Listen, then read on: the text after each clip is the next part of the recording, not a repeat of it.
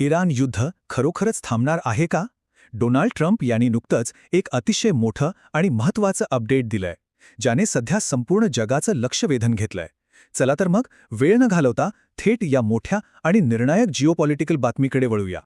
Trump यांनी त्यांच्या वक्तव्यात अतिशय स्पष्टपणे एक गोष्ट सांगितली आहे. ते म्हणालेत, बॉम्बिंग न करता म्हणजेच कोणताही हल्ला न करता जर हा प्रॉब्लेम सॉल्व्ह झाला तर मला खूप आनंद होईल. हे वाक्य खूप काही सांगून जातं. यावरून एक गोष्ट अगदी क्लिअर होते, ती म्हणजे लष्करी कारवाई किंवा मिलिटरी ॲक्शन टाळण्याची आता दाट शक्यता निर्माण झाली आहे. सध्याच्या या प्रचंड तणावपूर्ण वातावरणात हे नक्कीच एक अत्यंत सकारात्मक पाऊल म्हणता येईल.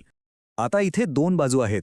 एकीकडे अत्यंत दिलासादायक बातमी अशी आहे की ट्रम्प यांच्या मते सौदी अरेबिया, कतार आणि UAE हे देश लवकरच एकत्र येऊन एक पीस डील म्हणजेच शांतता करार करू शकतात.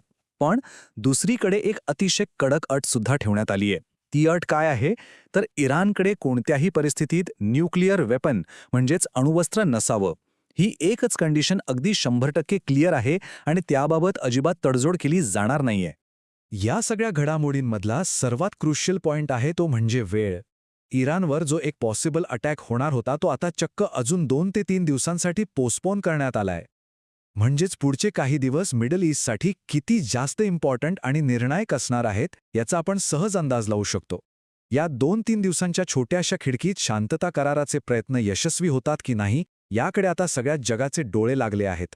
मग आता सर्वात मोठा प्रश्न उभा राहतो, या सर्व घडामोडी पाहता हे युद्ध खरोखरच थांबेल का? बदलती परिस्थिती, या शांतता कराराची वाढती शक्यता आणि दुसरीकडे ठेवण्यात आलेली ती कडक अट, या सगळ्याचा विचार केला तर नक्की काय होऊ शकतं? ही परिस्थिती अतिशय गुंतागुंतीची आहे. ह्या जागतिक तणावाबद्दल आणि युद्धाच्या शक्यतेबद्दल काय वाटतं? तुमचं मत नक्की कमेंट करून सांगा. वेगवेगळे विचार जाणून घ्यायला नक्कीच आवडेल. आता बघा, जागतिक परिस्थिती कशीही असली आणि जगात कितीही अनिश्चितता असली तरी आपलं स्वतःचं आर्थिक नियोजन नेहमीच एकदम स्ट्रॉंग आणि स्थिर असायला हवं. म्हणूनच जर नवीन SIP सुरू करायचा विचार असेल तर आम्हाला लगेचच कॉन्टॅक्ट करू शकता. हे ॲनालिसिस आवडलं असेल तर नक्की लाईक करा, शेअर करा आणि अशाच सोप्या भाषेतल्या महत्त्वाच्या अपडेट्ससाठी म्युच्युअल फंड विथ अमितला सबस्क्राईब करायला विसरू नका. माहितीपूर्ण राहा आणि इन्व्हेस्टमेंट चालू ठेवा.